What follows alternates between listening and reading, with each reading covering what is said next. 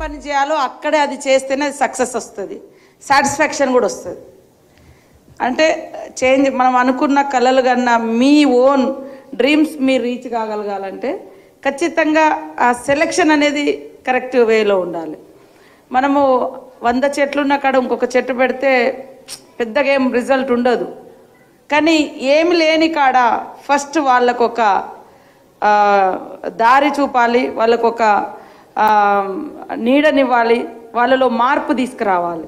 కాబట్టి మీరు ఆ రూట్లోకి రావడం నాకు చాలా సంతోషం అనిపించింది. ముఖ్యంగా మీరు ఏదైతే లక్ష్యాలను ఏర్పాటు చేసుకున్నారో, ఎయిమ్స్, మీ థాట్స్ కానీ మీ టార్గెట్స్ కానీ చాలా గొప్పగా అనిపించింది. ఖచ్చితంగా అవి రీచ్ కావడం కోసం, వాటిని మీరు చేరుకోవడం కోసం కొన్ని కష్టాలు పడాల్సి వస్తుంది. బట్ వెనుక పోతే ఏం ఫలితం ఉండదు, ముందుకే వెళ్ళాలి. అప్పుడే దాని యొక్క రిజల్ట్ని మీరు చూడగలుగుతారు. సో ముఖ్యంగా మహిళలు, గ్రామీణ ప్రాంత మహిళలు, ఇవాళ గ్రామాలలో మహిళలు లేకుండా ఈ సమాజము ఆహార భద్రత ఉండదు. ఇవాళ గ్రామీణ మహిళలు ఎంతో కష్టపడి పొద్దంతా పనిచేసి వ్యవసాయ ఉత్పత్తులు కావచ్చు, ఇతరతర మార్కెటింగ్ వెజిటేబుల్స్ కావచ్చు, రకరకాల పప్పు దినుసులు కావచ్చు, పాడి పంటలు, ఇవన్నీ పండించడం కోసం వారు ఎంతో కష్టపడతారు. కొంతమందికి గ్రామీణ మహిళలు వాళ్ళ యొక్క పని చూసినప్పుడు మనకు చాలా చిల్లరగా చీప్గా కూడా ట్రీట్ చేస్తూ ఉంటారు. కానీ వారు లేకుంటే ఇక్కడ కానీ ఎక్కడ కానీ ఉండదు. కాబట్టి వాళ్ళని గౌరవించాలి. వాళ్ళలో ఉన్నటువంటి, ఇక్కడ స్టేజ్ మీద ఉన్న వాళ్ళ అంత చదువు వాళ్ళ దగ్గర లేకపోవచ్చు, కానీ వాళ్ళకు గొప్ప గొప్ప ఆలోచనలు ఉంటాయి, ఇతరులను గౌరవించే కాన్సెప్ట్ ఉంటుంది, మర్యాద ఇచ్చే అటువంటి గొప్ప హృదయం ఉంటుంది గ్రామీణ మహిళలకు కూడా. వాళ్ళని మనం ఇంకా ఏమి ఇవ్వగలగాలి, వాళ్ళ కష్టాలు ఏమున్నాయి, వాళ్ళ ఇబ్బందులు ఏమున్నాయి అని తెలుసుకొని ఒక డెమోక్రటిక్ వేలో మీ సంఘం ఖచ్చితంగా ముందుకెళ్తే ఈ రాష్ట్రానికి, ఈ దేశంలో ఒక ఆదర్శవంతమైనటువంటి ప్రోగ్రామ్ను మీరు ఇచ్చిన వాళ్ళు అవుతారు. ఇప్పటికీ మేము మరి ఇందాక అమ్మ చెప్పినట్టుగా 33% ఆ రోజు రాజీవ్ గాంధీ గారు ఇవ్వడం మూలంగా గ్రామ పంచాయతీలలో సర్పంచులు కానీ, జెడ్పీటీసీలు కానీ, ఎంపీపీలుగా కానీ, చైర్మన్లుగా కానీ పొలిటికల్ పవర్ కొంత ముందుకు వస్తున్నారు. ఎక్కడైనా చూసినప్పుడు కొంత ముందుకు రాగానే వెనుకకు లాగే వాళ్ళు కూడా చాలామంది కనిపిస్తారు.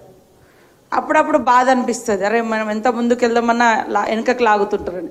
ఇది ప్రతి దగ్గర ఉంటుంది, పొలిటికల్లో ఉంటుంది, మీరు ఇప్పుడు ఎన్జిఓ స్టార్ట్ చేసిన కార్యక్రమంలో ఉంటుంది, సుధా గారి ఫౌండేషన్లో ఉంటుంది, నా యాజ్ ఎ పొలిటికల్ అంటే ఒక మినిస్టర్గా నేను కూడా అట్లాంటివి ఫేస్ చేస్తూ ఉంటా.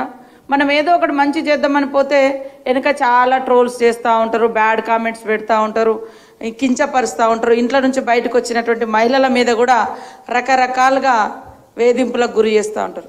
కానీ వాటిని పట్టించుకొని మనం అక్కడే ఉంటే ముందుకు పోలేము, భవిష్యత్తులో కూడా ఈక్వాలిటీ అనేది మనం సృష్టించలేము.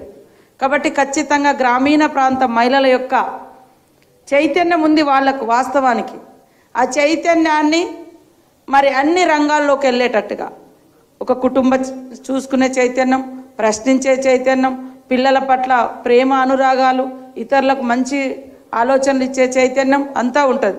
బట్ ఇన్కమ్ జనరేట్ చేసుకోవడము, లేదా బయటకు వచ్చినప్పుడు బయట అంటే రోజు రోజుకు వస్తున్నటువంటి మార్పులు, న్యూ ఛాలెంజెస్, వాటిని ఎట్లా ఫేస్ చేయాలి అనేది కూడా డే బై డే మనం వాళ్ళకు చెప్పాల్సినటువంటి అవసరం కూడా ఉంది. సో మేము ఈ మధ్యకాలంలో మహిళా సంఘాల మీద ప్రత్యేకంగా సీఎం రేవంత్ రెడ్డి గారు దృష్టి పెట్టడం జరిగింది. ఇందాక గీతమ్మ చెప్పినట్టుగా వారి ఆధ్వర్యంలో నుంచి మహిళా సంఘాలు ఏర్పాటు చేసి వారికి 10 రూపీస్ సేవ్ చేసుకునేది. ఫస్ట్ 10 రూపాయలు పొదుపు, ఇప్పుడు ₹1,00,000 మరి వడ్డీలు లేకుండా గవర్నమెంట్ నుంచి బ్యాంక్ లింకేజ్ తీసుకొని వాళ్ళు వ్యాపారాలు చేసుకోవడం కోసం కూడా మేము సపోర్ట్ చేస్తూ ఉన్నాం. ఏ వర్క్ వచ్చినా మహిళలకు ఇస్తున్నాం. మహిళలు ఆర్థికంగా ఎక్కడైతే పురోగతి సాధిస్తారో ఆ సమాజము ఖచ్చితంగా ప్రగతి పదంలో ఉంటుంది. ఆర్థిక వ్యవస్థ మనల్ని అన్ని రకాలుగా ముందుకు తీసుకెళ్తుంది. ఒక్కొక్కసారి ఆర్థికంగా లేనప్పుడు మన ఎంత తెలివితేటలున్నా అప్పుడప్పుడు కొంచెం వెనుకకు లాగుతూ ఉంటుంది. కాబట్టి ఇంట్లో కష్టాలు లేకుండా, ఇంట్లో పిల్లలు మంచిగా చదువుకోవడానికి, ఇంట్లో ఏదన్నా కష్టం వస్తే మరి ఓ ₹4 ఖర్చు పెట్టుకొని ట్రీట్మెంట్, వైద్యం పొందడం, హెల్త్ తీసుకోవడానికి, ఇవన్నిటికి కూడా కొంత ఆర్థిక పునాది అనేది చాలా గొప్ప ఊతం. అట్లనే ఎంత ఆర్థిక ప్రగతి సాధించినా కూడా ఈరోజు మహిళల పట్ల ఇంకా లైంగిక సెక్సువల్ హరాస్మెంట్ అనేది చాలా ఘోరంగా జరుగుతుంది. దీని పట్ల కూడా మనం అందరం ఒక గొప్ప ఆలోచనతోటి ముందుకెళ్లాల్సినటువంటి అవసరం ఉంది. ఎందుకు ఇంకా అలాంటి దృక్పథం ఆడవాళ్ళు, నిన్నగాక మొన్న కలకత్తాలో ఒక అమ్మాయి, మన దగ్గర ఒక అమ్మాయి, ఇట్లా ఆమె డాక్టర్ అయినా కూడా రేప్ చేసి చంపబడ్డది. అంటే అందరితో సమానంగా చదువుకొని మగవాళ్ళతోటి తల్లిదండ్రుల ఆశలు తన ఆశలు నెరవేర్చుకుంటూ మరి వైద్య వృత్తిలోకి వచ్చి అంటే ఎక్కడైతే పని చేసే వర్కింగ్ ప్లేస్లో ఆమె చంపబడ్డది, రేప్ చేయబడ్డది. అంటే ఇంకా ఎట్లా మరి ఇంకా. కాబట్టి ఇది పర్సనల్గా కూడా ఎంతో వేధిస్తున్నటువంటి ఉమెన్కు వేధిస్తున్నటువంటి ప్రశ్న.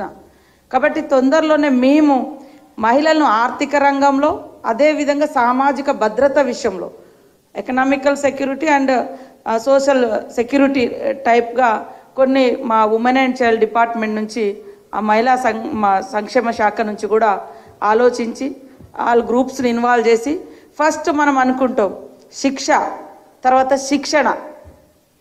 ఒక క్రైమ్ జరిగినప్పుడు prevention is better than cure అని ఎట్లయితుందో, prevention is better than crime increase. అంటే క్రైమ్ జరగక ముందు కూడా ఎట్లా మనం దాన్ని నిర్మూలించాలి. ఒక నేరం జరిగినాక మనం కొంతమందికి ఉరిశిక్ష వేస్తున్నాం, ఎన్కౌంటర్స్ చేసి చంపేస్తున్నాం, అయినా కూడా ఇంకా మార్పు రావడం లేదు. పనిష్మెంట్ ఖచ్చితంగా ఉండాలి, శిక్ష ఉండాలి, శిక్షతో పాటు శిక్షణ కూడా ఇవ్వాలి. లేడీస్ను పూజించే దేశము, ఇవాళ దేవతలుగా కొలిసే ప్రాంతాలు మనవి. ఎందుకు ఇంత బ్రతికే అటువంటి స్వేచ్ఛ లేకుండా పోతుంది? కేవలం ఈ లైంగిక వాంఛతో ఎదుటి వాళ్ళు అమ్మాయిలను ఈ రకంగా ఇబ్బంది పెడుతున్నారు. దాని పట్ల ప్రభుత్వాలు, స్వచ్ఛంద సంస్థలు, వ్యక్తులు, సంఘాలు అందరూ కూడా ఒక అవేర్నెస్ క్యాంప్ లాగా తీసుకొచ్చి, మనం మహిళల్ని గౌరవించే పూజించే దేశంలో పుట్టినాం. మనం పుట్టింది ఒక తల్లి కడుపులో, మనతో నడిచింది చెల్లె, మనకు వెంట ఉండేది లైఫ్ లాంగ్ వైఫ్, ఆమె కూడా ఒక ఆడామనే. అయినప్పుడు ఎందుకు వాళ్ళ యొక్క జీవితాలను ఈ రకంగా నాశనం చేయాలి? ఇది ఎంత పెద్ద క్రైమ్, ఎంత పెద్ద నేరం ఇది అనేది కూడా అవేర్నెస్ ఈజ్ ఇంపార్టెంట్ అనే యాంగిల్లో కూడా మేము కొన్ని కార్యక్రమాలు చేపట్టడం జరుగుతుంది. సో ఏది ఏమైనా చైతన్య గారు అండ్ రెజీనా గారు ఒక మంచి డెమోక్రటిక్ సంఘ తీసుకురావడం చాలా ఇది ఈ సమాజానికి అవసరం. మీరు అన్నట్టుగా యాజ్ ఏ పొలిటికల్ లీడర్స్ మేము ఎంతో చేయాలని వస్తాం.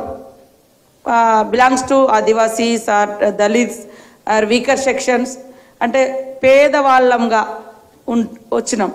కానీ డబ్బు ఉంటేనే రాజకీయం చేయగలుగుతాం, డబ్బు ఉంటేనే ఎలక్షన్లలో నిలబడగలుగుతాం. అంటే సేవ వేరు, డబ్బు వేరు. కాబట్టి వీళ్ళలో సేవ చేసే సామర్థ్యం ఉందా లేదా ఈ మహిళలో, లేదా ఈ ఎమ్మెల్యే, ఈ ఎంపీ క్యాండిడేట్లో వీళ్ళలో ప్రజల పట్ల ఒక కన్సర్న్ ఉందా లేదా, ఒక ప్రేమ, ఒక